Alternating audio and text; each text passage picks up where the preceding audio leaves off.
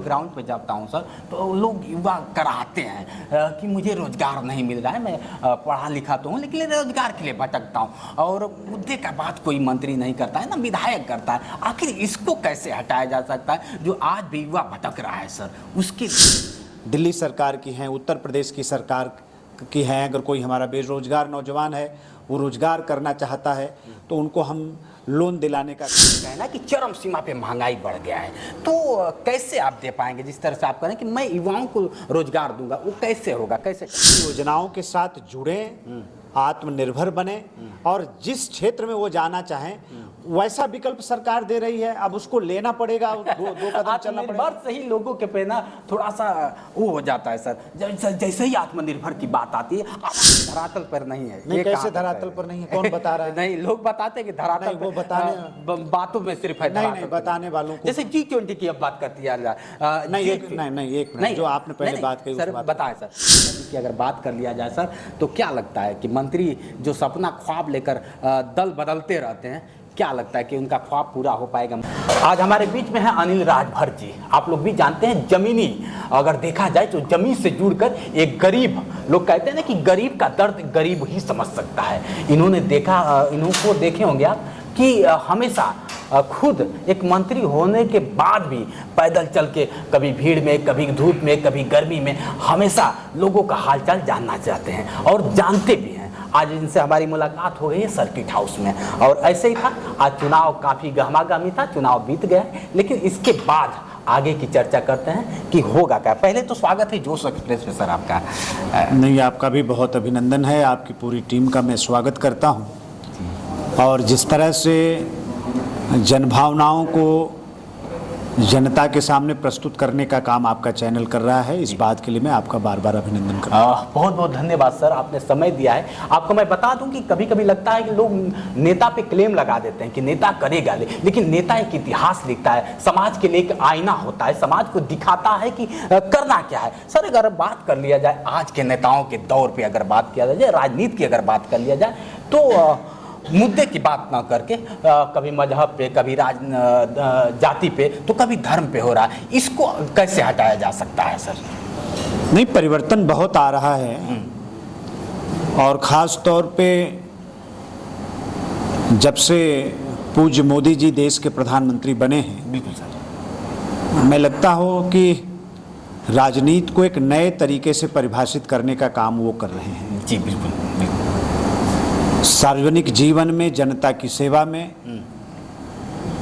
कैसे अपने आप को समर्पित किया जाता है और अपने कर्तव्यों का किस तरह से निर्वाह किया जाए। जी, मैं समझ रहा हूँ कि आज राजनीति में रहने वाले लोगों का एक बहुत बड़ा मार्गदर्शन मोदी जी का व्यक्तित्व कर रहा है। जी बिल्कुल सर। आज उनकी ऐसी शख्सियत है कि आज पूरी दुनिया उनके पीछे चलने के लिए बेचैन नजर आ रही है। बिल्कुल सर, लेकिन कहीं कहीं युवाओं की अगर बात कर लिया जाए, बड़ा मैं जीरो ग्राउंड पे जाता हूँ सर, तो लोग युवा कराते हैं कि मुझे रोजगार नहीं मिल रहा है। मैं पढ़ा लिखा तो हूँ लेकिन रोजगार के लिए भटकता हूँ, और मुद्दे का बात कोई मंत्री नहीं करता है ना विधायक करता है। आखिर इसको कैसे हटाया जा सकता है जो आज भी युवा भटक रहा है सर? उसके लिए क्या आप कहेंगे? नहीं, देखिए, युवाओं के लिए मैं एक चीज़ जरूर कहना चाहता हूँ कि अपने घर में बैठकर रोजगार का अगर वो इंतजार करेंगे तो मुश्किल हो जाएगी। बिल्कुल सर, सहमत हूं। देश के अंदर और प्रदेश के अंदर जितने सरकारी पद हैं जी,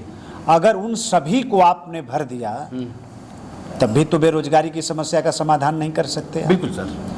हमारे पास जो युवा शक्ति है और जितनी पॉपुलेशन है नौजवानों की, उसके मुकाबले सरकारी पद की संख्या बहुत सीमित है। और इसीलिए मोदी जी की सरकार ने, आपने देखा होगा कि किस तरह से हम लोग, जैसे हमारे पास लेबर मिनिस्ट्री है, तो आज लेबर के, कामगारों के, मजदूरों के स्किल को आज हम लोग डेवलप करने पर हम लोग फोकस कर रहे हैं, उनको ट्रेंड करने पर हम लोग फोकस कर रहे हैं। और तमाम दुनिया भर की योजनाएं हैं, दिल्ली सरकार की हैं, उत्तर प्रदेश की सरकार की हैं। अगर कोई हमारा बेरोजगार नौजवान है, वो रोजगार करना चाहता है तो उनको हम लोन दिलाने का काम कर रहे हैं, उनकी ट्रेनिंग करने का हम काम कर रहे हैं। अभी मोदी जी के किस तरह का रोजगार होगा जो युवा कर पाएंगे और अपने परिवार को अगर देखा जाए सर तो महंगाई, लोगों का कहना है, मेरा नहीं कहना है, लोगों का कहना है कि चरम सीमा पे महंगाई बढ़ गया है। तो कैसे आप दे पाएंगे? जिस तरह से आप कह रहे हैं कि मैं युवाओं को रोजगार दूंगा, वो कैसे होगा, कैसे डेवलपमेंट? इसके लिए युवाओं को खुद आना पड़ेगा। जैसे हम तो अब उत्तर प्रदेश में कितनी युवाओं की संख्या है बिल्कुल सर, मेरे पास पोर्टल है सेवा योजन विभाग का। बिल्कुल सर, बिल्कुल। प्राइवेट सेक्टर में नौकरी देने का विभाग मेरे पास है, बिल्कुल सर। मेरा पोर्टल ओपन है, लेकिन मात्र 27 से 28 लाख नौजवान ही उस पर अपने आप को रजिस्टर्ड कर पाए जी। हम लोग इतनी बार कह रहे हैं कि अपना रजिस्ट्रेशन कराइए, रोज वैकेंसी आ रही है, हमारे रोजगार मेलों के साथ आप जुड़िए। बिल्कुल सर, है ना, अपने स्किल को ठीक करिए आप। हम तो कामगारों को भी बढ़ा रहे हैं, उनकी ट्रेनिंग कराने जा रहे हैं, कैसे उनके अंदर स्किल जो है उसको और डेवलप किया जाए, उसको और ज़्यादा निखारा जाए, उनको आत्मनिर्भर बनाया जाए। देखिए, सरकार की योजनाओं के साथ जब तक नहीं जुड़ेंगे जी, मैं समझता हूं तब तक उनका जीवन ठीक नहीं हो पाएगा जी। सरकार की योजनाओं के साथ जुड़ें, आत्मनिर्भर बने और जिस क्षेत्र में वो जाना चाहें वैसा विकल्प सरकार दे रही है। अब उसको लेना पड़ेगा, दो कदम चलना पड़ेगा। सही लोगों के पे ना थोड़ा सा वो हो जाता है सर, जैसे ही आत्मनिर्भर की बात आती है अवाक हो जाता है कि कैसे कैसे आत्मनिर्भर बन सकता है। अरे भाई, हम किसान की आमदनी को दोगुना कर रहे हैं। आप 2014 से पहले आप धान का मूल्य क्या था, गेहूं का मूल्य क्या था, बाजरा का मूल्य क्या था, दलहन का मूल्य क्या था, गन्ना का मूल्य क्या था, आज कितना उसका हम दे रहे हैं। आप समझिए कि कोविड काल में जो बड़े बड़े विकसित देश हैं आज उनकी अर्थव्यवस्था और वो देश धराशायी हो गए, लेकिन मोदी जी का ये सामर्थ्य है कि ऐसे स्थिति में भी, कोविड काल में भी, जिन अंग्रेजों ने हमारे ऊपर शासन किया, हम जिसके गुलाम थे, आज ब्रिटेन को भी पीछे छोड़कर भारत दुनिया की 5वीं बड़ी अर्थव्यवस्था बनी है।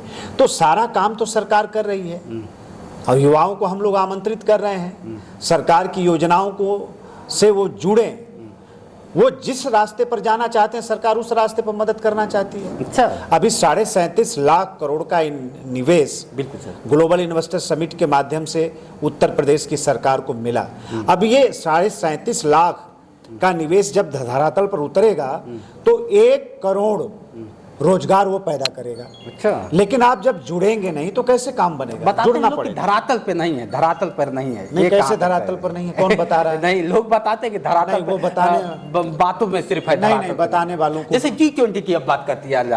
नहीं, एक मिनट, जो आपने पहले बात कही सर, बताएं सर, G20 की अभी G20 की हम बात बोलिए सर। जो लोग ये कह रहे हैं कि धरातल पर नहीं है, उनको देखना चाहिए ना, समझना चाहिए कैसे नहीं धरातल पर है।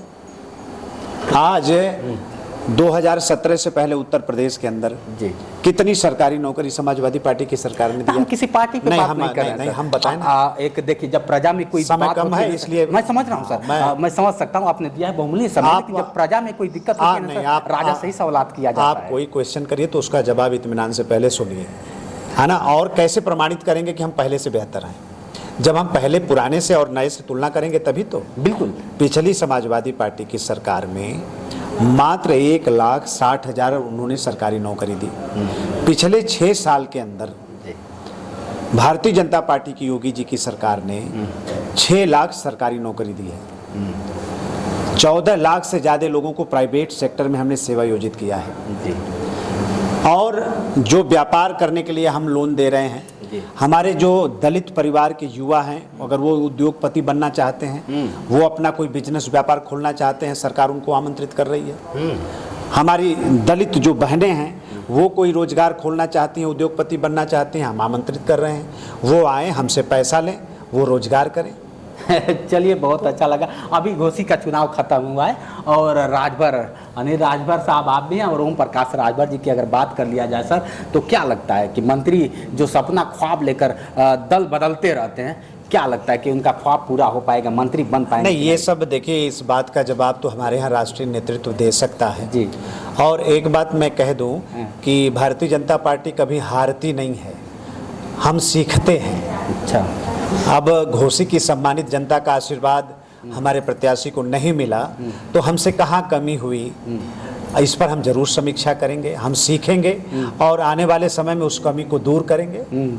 जाति जनगणना नहीं हुआ है, लेकिन जाति का लिस्ट निकल के आ गया है, क्या कहना चाहेंगे इस पे? नहीं, देखिए, जाति जनगणना की मांग करने वाले अंग्रेजों के रास्ते पर चलना चाहते हैं। लेकिन जब जो से लिस्ट अभी राजभर साहब ने जो लिस्ट जारी किया है सर, वो लिस्ट आया कहाँ से? अब ये राजभर साहब से पूछिएगा। मैं आपसे एक बात बता रहा जी हूँ बिल्कुल, कि आज़ाद हिंदुस्तान में कभी जाति जनगणना नहीं हुई।